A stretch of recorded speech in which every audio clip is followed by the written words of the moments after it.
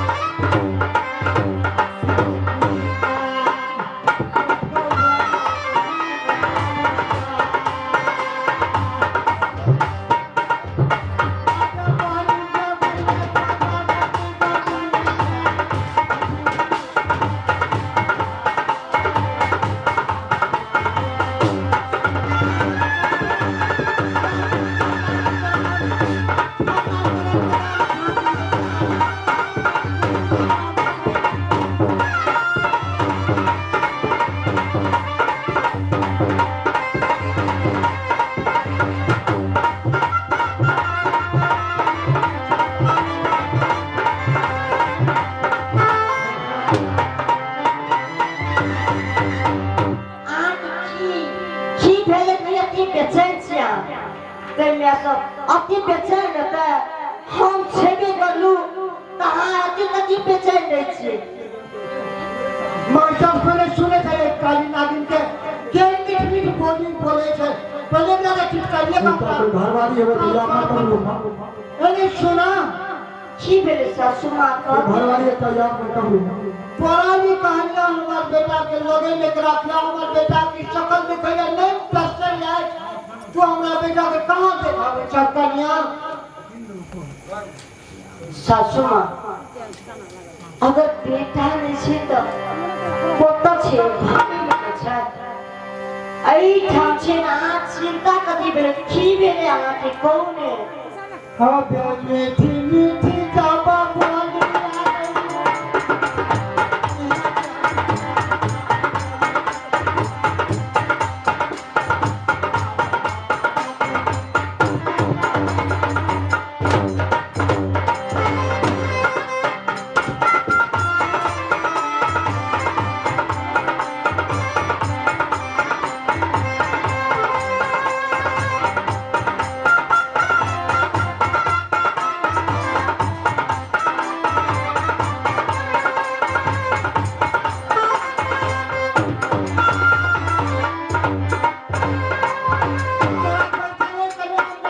बेटा की शक्ल दिखाई नहीं पसंद की भेले मम्मी के घर में दुकान से कराने है तो लाओ की भेले सासू माँ पहले हमरा से तो बात शुरू करते तब ने अरे कुछ हो गया हमारा बेटा के सामने में देना अच्छा बेटा चाहिए हां हमारा बेटा के देखा था तो बेटा मम्मी ओई ठाम सुतले छे आ चिंता कथि के करै छी ते कत हमारा बेटा के कत के जाए न से लाओ कतौ न क्या छे हमरा सामने में लाओ या ट्रेन को में से डॉक्टर छेबे करले तो ओई ठाम मेला घुमै का छे की भेल कौन मेरा घूमे गए मेरा छोटे कारिया या डाले मेरा भले घूमे ले गंगा सब रोए गेले तो की भेल ना हमरा छोड़वा में मेरा से खुला के कोने सामने छटा के जा कथि भेले कहू ना माथा में दर्द उखड़ गेल छै माता जी के हां तो डॉक्टर लगा जेबै ना हम तुरंत सुइया में दवाई देबै लब कन्या अहाँ केना करबै डॉक्टर हमरा सिखबै कला बला आगे सिखबै छै पहले हमरा भाने को सिखबै छी हमरा क्या वो सीखने में क्या मजे हमरा बच्चा हमरा तुरंत बना के कह के बता के आपे पूछो आपे नहीं ये मैया आपे हम हुआ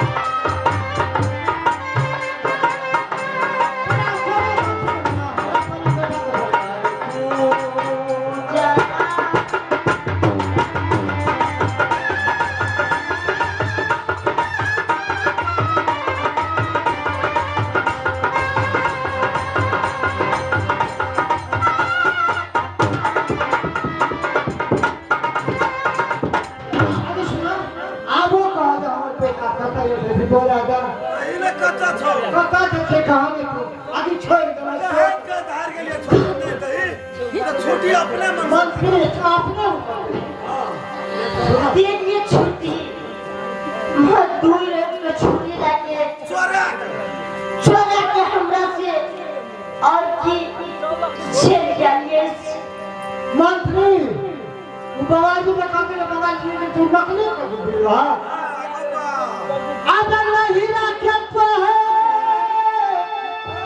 अभी गाना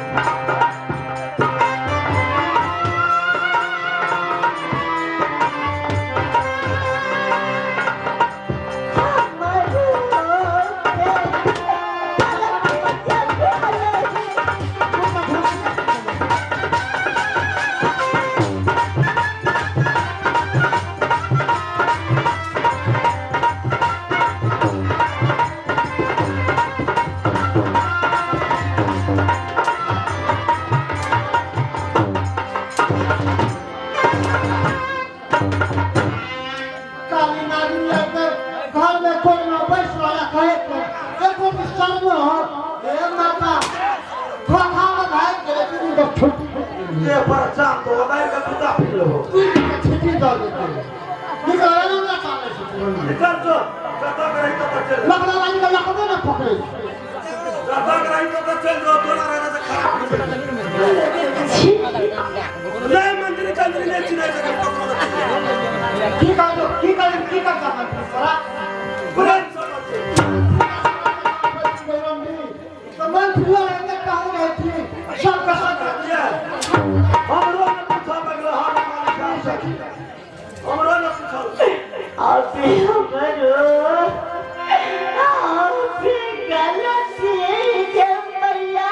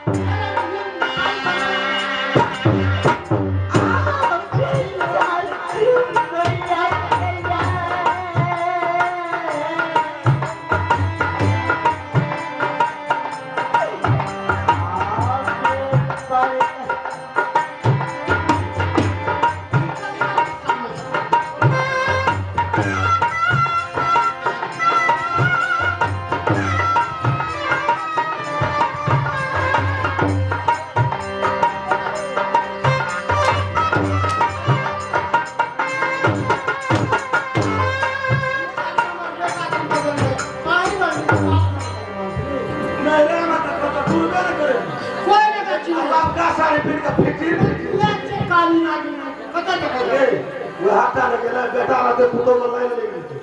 कोनो कमी नहीं है फोन करे बेटा के पुतो पुतो फोन करनी बेटे में पुतो हां हमरा समझा आराम से गेले नीक भेले ठीक करी तो ठीक भेले या जो आराम से बोला या ठीक हां का पुआदा छुट्टी हां हमारा बोला तो एक बार टेंशन लेके तो आली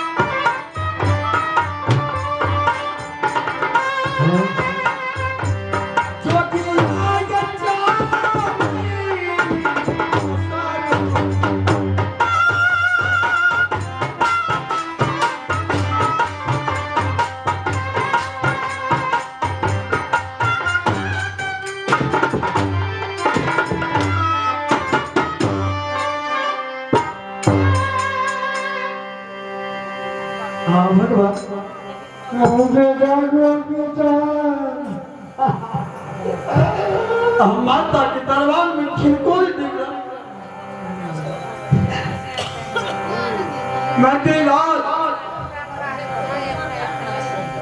मंत्री राज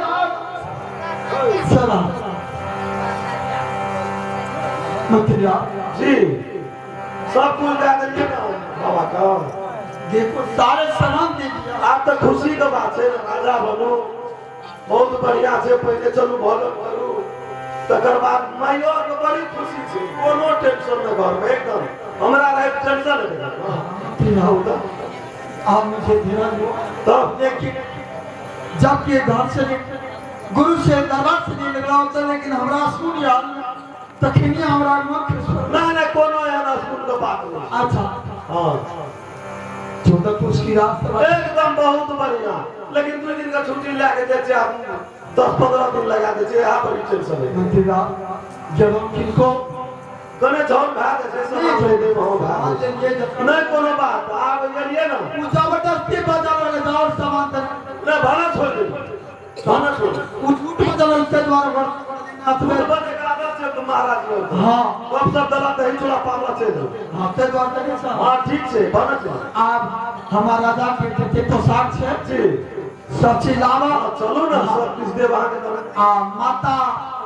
और चंद्र गढ़वाली का आपका भोजन बनवे हां बढ़िया के तैयारी छे ओए में खाइए ता खाली करी हां ये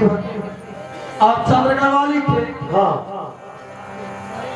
कोन तकलीफ नहीं करो कथी का तकलीफ हमरा रहे तो कथी के तकलीफ गुड़िया मैया से माता सुता लिया अच्छा माता के जगवे छी तो माता के जगवे तू सारे सामान राजा के सब किस बढ़िया का हम तैयारी करा के जहां राजा बबू राज की मतीरा भूख लेके लिए बड़ा तो खाना बना के तुरंत आके खाना हम बना आवे छी हम चल नहीं हम तुरंत लेके आवे छी अरे घर जाव हम शादी का के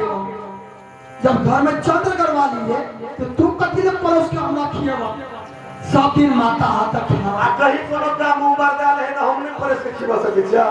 खिया बाप रे बाप लेकिन काम तक राजा का जब रात के दिन पहलो तो हुंडा तो दौड़ के ना चाहिए खको बात हां मैं बोलो हम माता के जगवे छी आ तू सामान सब ला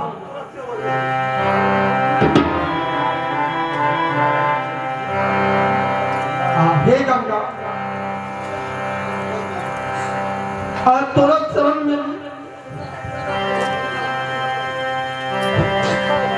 या दिल भी बिछो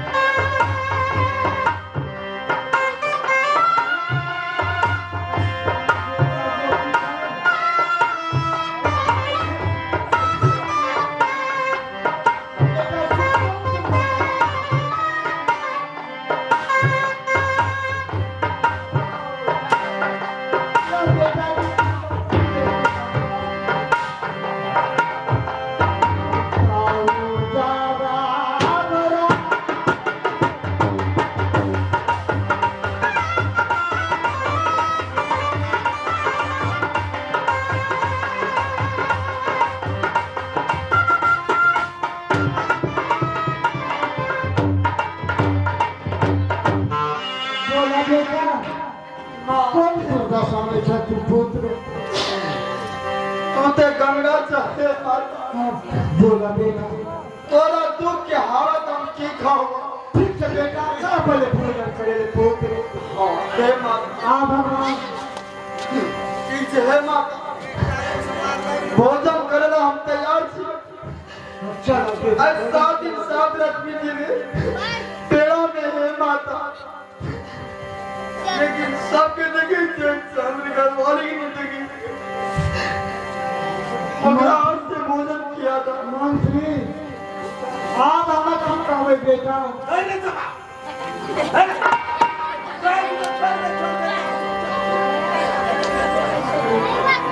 सुनो बेटा वो पिता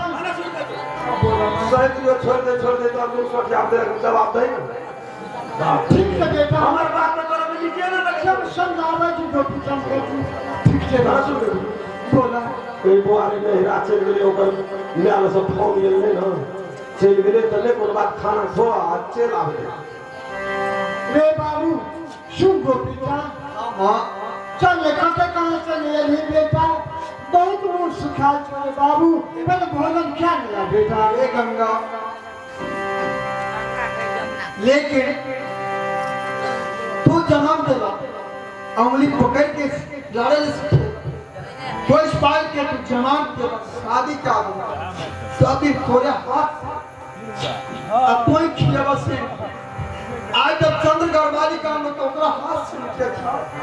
अरे सुन बेटा ओकरा पानी में पढ़ा देने खातिर भोजन में बैठा था उस ये पे पानी लागे बेटा 7 दिन भूखा लो हे माता आधा घंटा लगातार तो आधा घंटा बैठे थे ता राजा के समान तू ओरियावा हम राजा बन जा आप योगी नहीं बन मंत्री आप कौन जवाब दे रे बाबू मैंने शोक वो तो नेहरा चल गए चल आवा था बेटा ओकरा फोन गेले न नेहरा से तुरंत पे घर वाले कर गए लोग चल गए बेटा खराब भए गेल ओकरा ला के तो तू बोले नहीं करवा तो हुए बेटा ऑर्डर क्या दो मंत्री ऑर्डर तो हम ही देंगे बेटा आप वो सब के सब किए जाते महल में ऑर्डर ओकरा तब गेले तकर ऑर्डर से गेला अब फोन गया तो हमको ऑर्डर दिया ही पड़ेगा अच्छा लेकिन आज जितना भी नारी वो तो घर के मालिक थी बाहर के मालिक नहीं थी नहीं भी रास्ता में के भी किए हैं वो तो हमारे जिम्मेवारी थे ना तो मैं राजा की स्त्री होके वो बाप पैदल चल गए नहरा और हमरा से बिना पूछने ठीक है माता मंत्री राव अरे पहले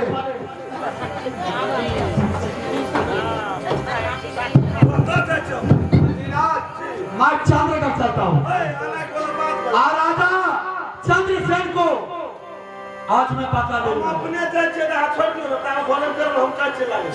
मंत्री का सब बेटा तू कथी देवा तू भोगले प्यास के हे गंगा तू मत बजा तोरा बजे का मौका नहीं छे चंद्र गवाली के मारते मारने का हाजिरी करो वो क्यों नहीं राजी कैसे नहीं मंत्री बात के हम जा मारे हम जा आप सफाई बात नहीं करो थोड़ा पागल बन गए